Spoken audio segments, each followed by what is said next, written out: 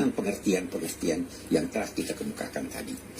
Sekarang ulama-ulama Islam membahas apakah ada di dalam Alkitab perjanjian baru yang beredar dewasa ini.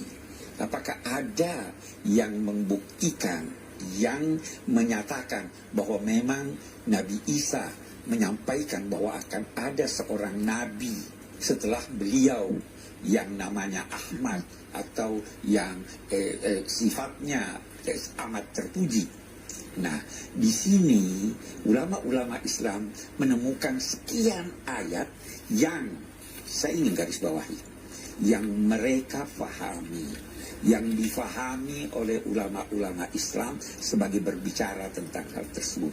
Salah satu di antaranya itu terdapat dalam Injil Yahya Yohanes 15:26. Di sana dikatakan bahwa Nabi Isa berkata kepada kaumnya, beliau bersabda, jika kamu mencintai aku, maka engkau harus mengikuti semua perintahku. Dan aku akan minta kepada Bapa, dan dia akan memberikan kepadamu seorang penolong yang menyertai kamu selama-lamanya. Dalam redaksi yang ada itu dikatakan bahwa penolong itu adalah terjemahan dari kata Parkalitus. Kata ini oleh ahli-ahli bahasa memang mempunyai banyak makna. Salah satu di antaranya adalah penolong, juga yang terpuji. Ahmad tadi. Nah, Ahmad. Terjemahan inilah yang difahami oleh ulama-ulama Islam. Tetapi dalam penafsiran Alkitab oleh saudara-saudara kita umat Kristiani, dia tidak pahami hal itu seperti itu. Mereka memahaminya bahwa Parkalitus itu adalah Rohul Kudus yang menyertai umat manusia setiap saat. Umat Islam berkata yang menyertai sepanjang masa itu Nabi Muhammad, karena ajaran agamanya menyertai manusia sampai akhir masa. Saya kira itu betapapun seandainya ini tidak terdapat dalam perjanjian baru, atau tidak terdapat isyarat-isyarat menyangkut kehadiran Nabi Muhammad dalam kitab-kitab suci yang lalu, kita tetap sebagai umat Islam percaya bahwa Nabi Isa pernah menyampaikan hal tersebut, baik penyampaiannya seperti bunyi ini atau tidak, karena pada prinsipnya setiap Nabi akan menyampaikan bahwa akan datang Nabi sesudahku. Saya kira itu. Nah, saya ingin kasih kesempatan dulu kepada teman-teman yang mengikuti acara ini lewat aplikasi video conference untuk mengajukan pertanyaan. Silahkan. Tadi ada kisah Nabi Musa, kemudian ada gambaran tentang apa yang disampaikan Nabi Isa, dan mungkin ada pertanyaan dari teman-teman berkait dengan relevansinya dengan kehidupan kita. Silahkan teman-teman. Terima kasih atas waktunya.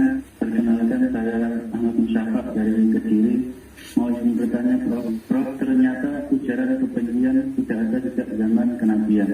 Contohnya Nabi Musa yang disakiti oleh kaumnya seperti dituduh pembunuh dan dikatai secara fisik akan suatu penyakit. Bagaimana Nabi Musa menghadapi tujuan kaum kaumnya tersebut? Terima kasih. Terima kasih Mas Ahmad. Pertanyaannya, Abi, ini Nabi Musa, bagaimana beliau menghadapinya? Tadi sudah disampaikan bahwa dengan penuh kesabaran, dipuji dan menjadi teladan bahkan untuk Nabi Muhammad. Tetapi ada sedikit yang lebih rinci, Bi, tentang bagaimana Nabi Musa menghadapi ujaran kebencian ini.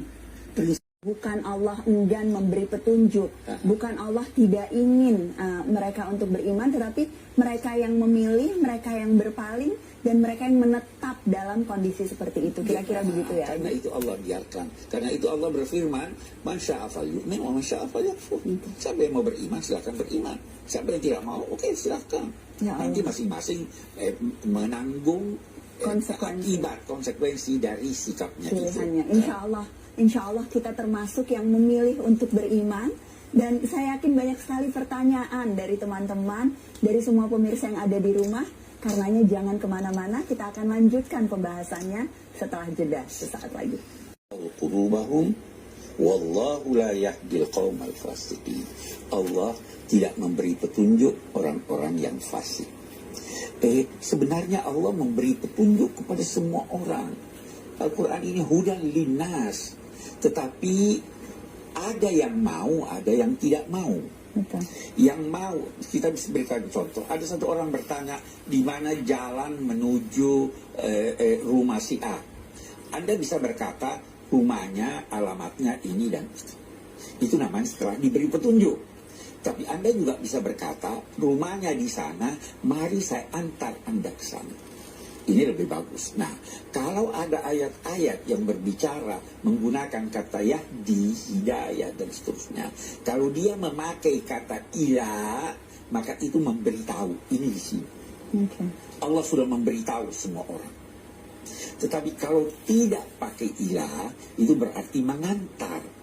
Karena itu ketika kita di dalam surat Al-Fatihah membaca ihdinas siratal mustaqim, tidak pakai ila, kita tidak berkata ihdina ila siratal mustaqim, karena yang kita mohonkan bukan sekedar diberitahu, tetapi diantar, diberi kekuatan untuk menuju ke tempat yang kita tuju.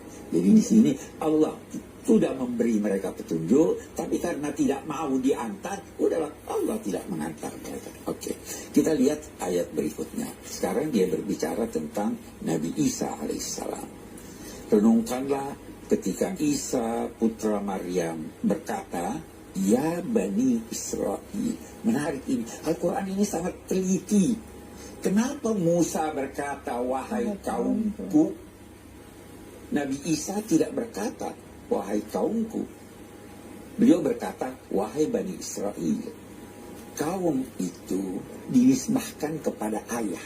Ada sistem paternalistik. Nabi Isa tidak punya ayah. Jadi dia tidak mungkin berkata, wahai kaumku.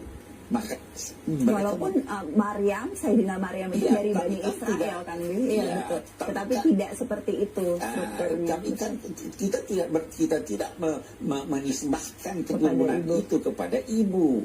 Maka beliau tidak berkata wahai kaumku, wahai Bani Israel. Saya pun bagian dari Bani Israel, tapi ditinjau dari ibu. Betul. Ya toh itu kata ulama demikian. Ya Bani Israel, inni Rasulullah ilaikum. Aku adalah pesuruh Allah kepada kamu, wahai Bani Israel. Ingat, Nabi Isa menurut Al-Quran adalah Nabi utusan kepada Bani Israel, bukan kepada yang lain. Oke. Inni Rasulullah ilaikum musaddiqan lima baina yadayya minat Taurat. Membenarkan apa yang ada sebelumku dari kitab Taurat. Taurat, syariat Musa. Itu Nabi Isa terikat dengan hukum-hukum syariat itu. Beliau datang membawa tuntunan akhlak yang sangat luhur. Tuntunan kasih yang sangat agung. Itu titik berat dari kehadiran Nabi Isa alaihissalam. Syariatnya dari kitab perjanjian lama. Baru dia katakan wa mubasysyiran bi rasulin ya'ti min ba'di ismuhu Ahmad. Dan aku datang untuk menyampaikan berita gembira tentang kedatangan Rasul yang datang sesudahku, namanya Ahmad. Satu dulu hal yang kita mau katakan. Setiap nabi yang datang menurut Al-Quran selalu menyampaikan bahwa ada nabi sesudahku. Dan percayalah dia. Begitu berlanjut dari nabi ke nabi sampai kepada Nabi Musa. Nabi Musa berpesan pada umatnya akan ada nabi sesudahku. Nabi Isa pun berkata berpesan.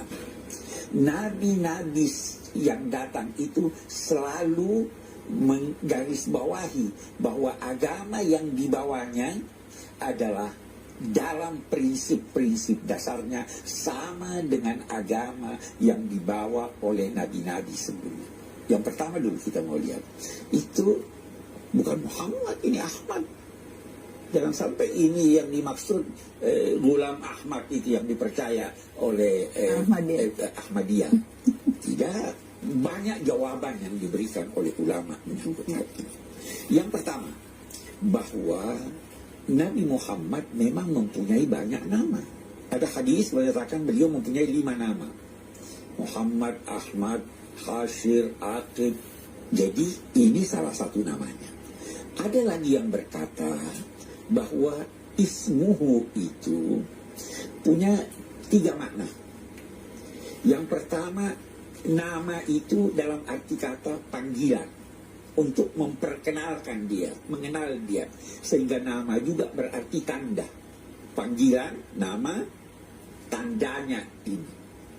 Ada juga yang mengartikan ismu itu dalam arti populernya dia. Dan Nabi Muhammad cukup populer dengan nama Ahmad kan? Inilah yang kita lihat. Nama Ya, lain. jadi Anda bisa berkata namanya Ahmad, sebenarnya itu satu dari sekian namanya. Anda bisa berkata bahwa sifat-sifatnya itu Ahmad. tanda kepribadiannya itu Ahmad. Apa arti Ahmad? Kita punya kata Ahmad, mari kita lihat dari kata ham. Ham itu punya 3 unsur. Kalau tidak bergabung 3-nya, dia tidak dapat dipuji. Melakukan sesuatu yang baik, melakukannya dengan sadar. Yang ketiga, melakukannya dengan sukarela, tidak terpaksa. Nabi Muhammad SAW dinamai Muhammad atau Ahmad atau dipuji karena ini. Apa yang beliau lakukan baik, beliau lakukan dengan sadar dan tanpa terpaksa. Nah, kalau seorang melakukan sesuatu yang terpuji sekali dinamai Mahmud. Kalau dia melakukan sesuatu yang baik, dia dinamai Hamid. Kalau melakukan sesuatu yang baik dan itu berulang-ulang, maka dinamai Muhammad. Kalau melakukan yang terbaik, dia dinamai Ahmad. Nah, maka di sini kita bisa berkata bahwa Rasul yang namanya Ahmad atau yang melakukan sesuatu yang terbaik, kita baca dalam tulisan-tulisan non-Muslim sekalipun bahwa Nabi Muhammad Sallallahu Alaihi Wasallam adalah tokoh yang terbaik, betapapun tolok ukur mereka. Tokoh yang paling terpuji, Yang Abi. paling terpuji. Ahmad. Dan sebelum jeda mau ini tadi Abi tanya namanya.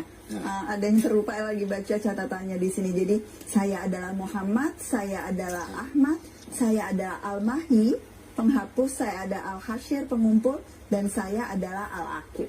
Itu sedikit rangkaian nama bagaimana Al-Quran sebetulnya juga menggambarkan Nabi Muhammad, dan masih ada kisah lanjutan, juga tuntunan-tuntunan yang sangat jelas dari kisah Nabi Isa ini yang digambarkan Al-Quran di Quran Surah As-Saff. Jangan kemana-mana, tetap di Tafsir Al-Misbah.